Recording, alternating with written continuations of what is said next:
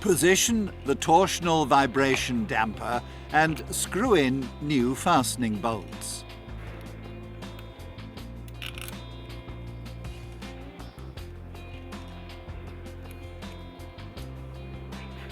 Insert the special tool into the outer bolt circle of the torsional vibration damper to counter-hold it.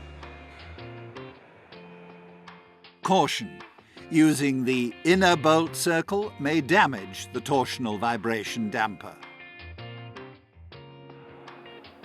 Tighten the fastening bolts as specified in the service literature.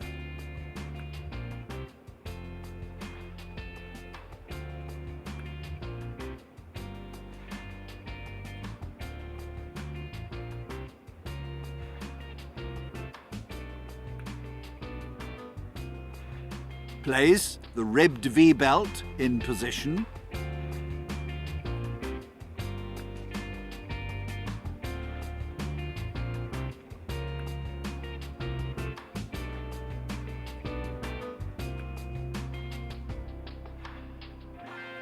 And remove the fixing for the ribbed V-belt tensioner.